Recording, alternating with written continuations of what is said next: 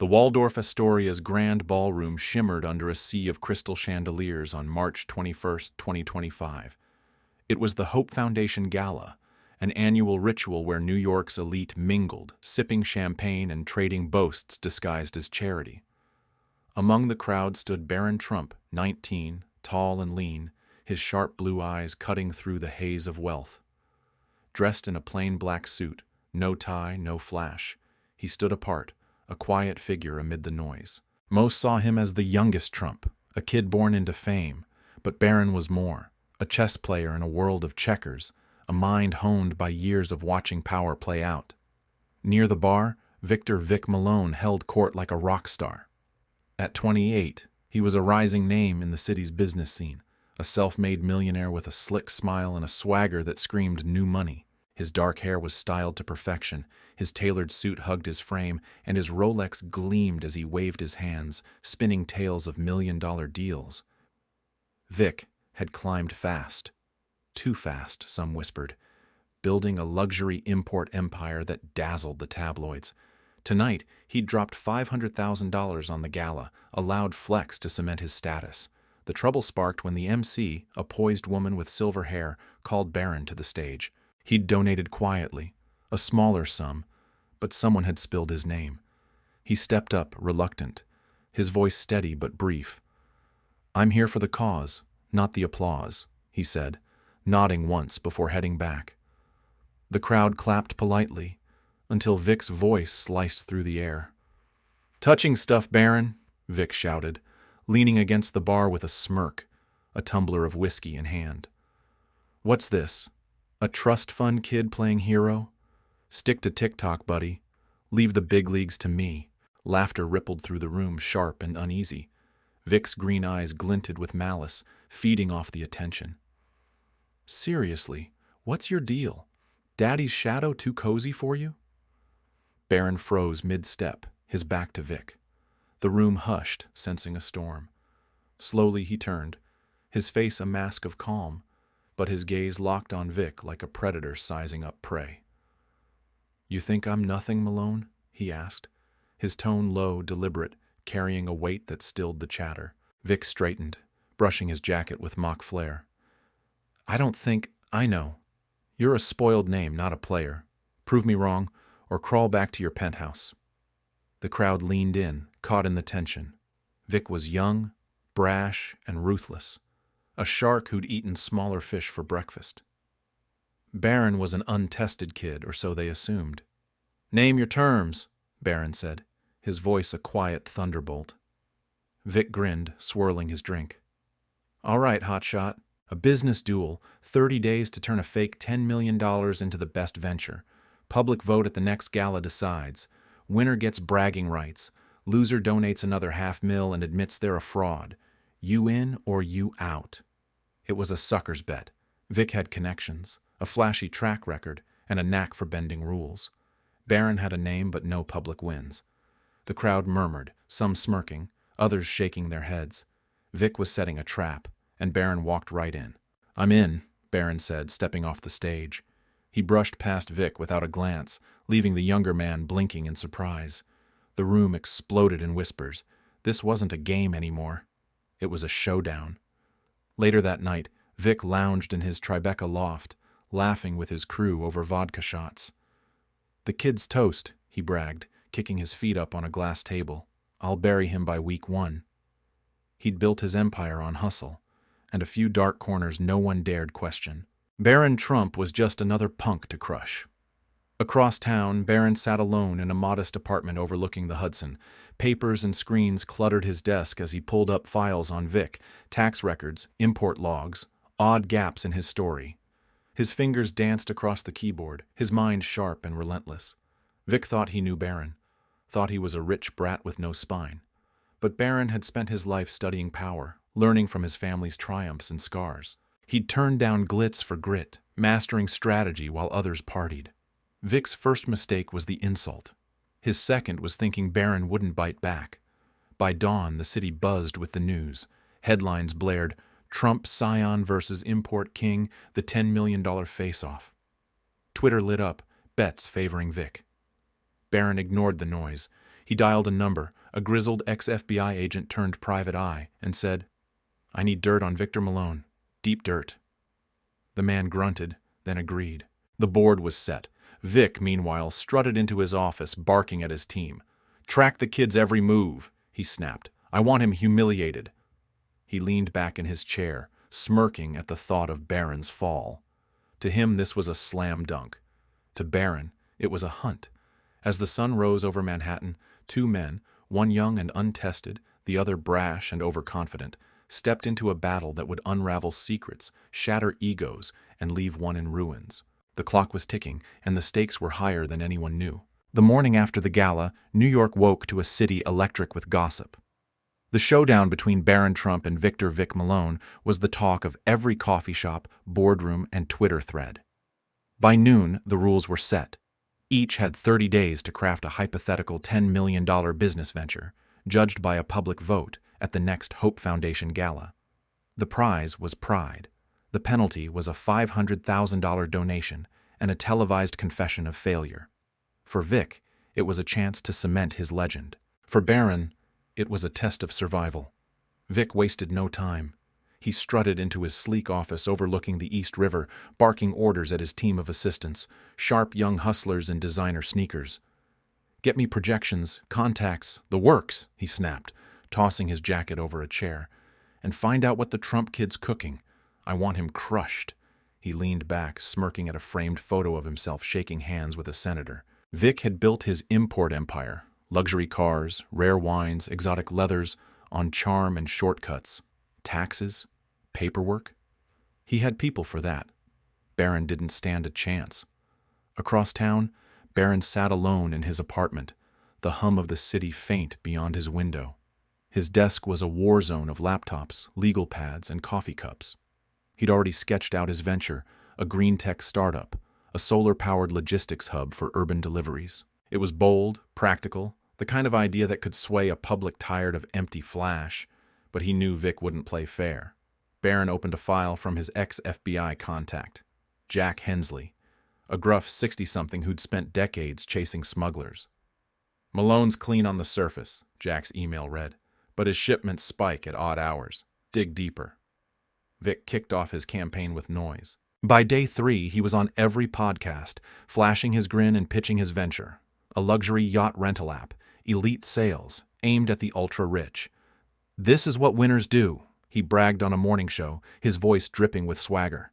Barron's probably still figuring out how to spell business. The host chuckled, and the clip went viral, 200,000 views by lunch. Vic leaned into the mockery, tweeting, "Kid's out of his depth." Vic wins. His followers ate it up, flooding Barron's mentions with laughing emojis. Barron stayed silent, but he wasn't idle. He met Jack at a diner in Queens, a greasy spot far from Vic's glitzy world. Jack slid a folder across the table. Customs logs from Vic's company, flagged for late-night deliveries from Miami to Jersey.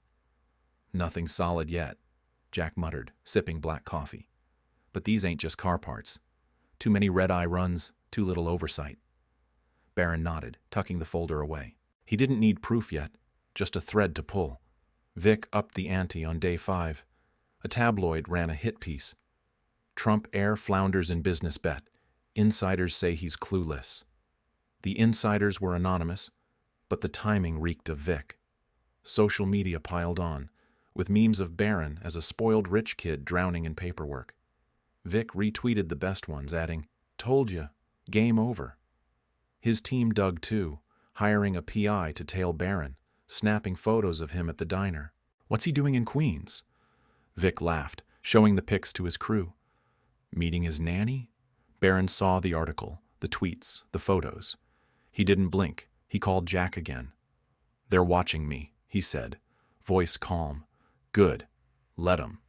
He pivoted his plan, leaking a fake pitch to a tech blog, something about a cryptocurrency scam, messy and doomed to fail.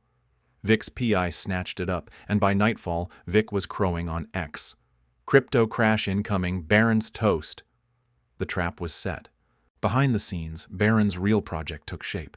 He looped in a small team, MIT grads and a logistics whiz, working remote, off the grid. They mocked up solar hub designs, crunched numbers, built a pitch that hit all the right notes: jobs, sustainability, a nod to the working class.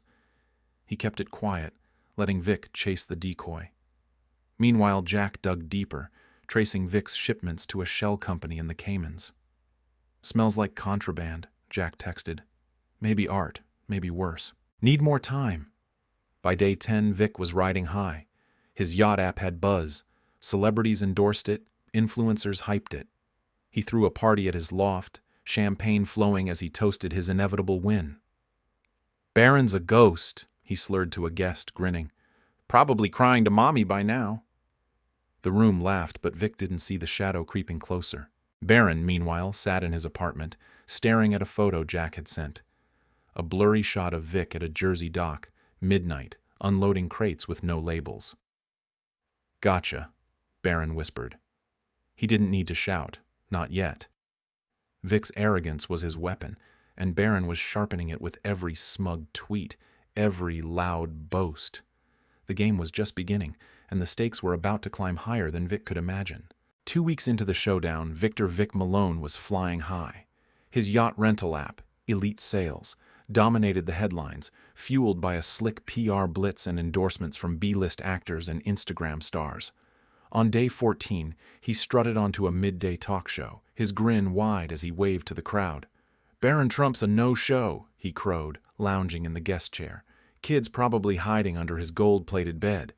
This is my game now." The audience cheered, and the clip racked up 500,000 views by dusk. Vic's Twitter was a victory lap. Day 14, still king, rear Barron busted. But Vic wasn't just gloating. He was striking. That night, a gossip site dropped a bombshell. Trump heir linked to shady crypto flop. Sources say he's desperate.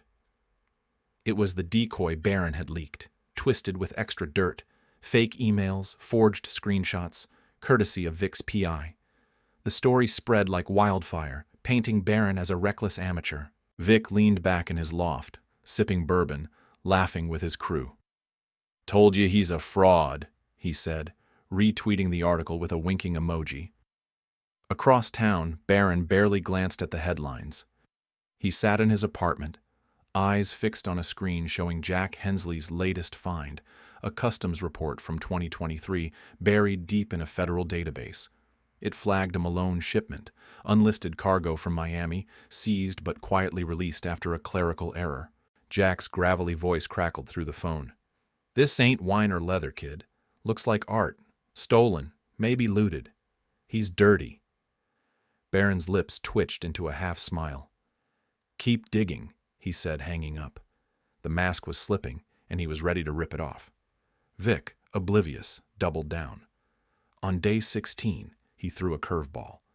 A live X stream from his office, mocking Barron's silence. "Where's the little prince?" he taunted, holding up a toy crown. "Hiding from the big bad wolf?"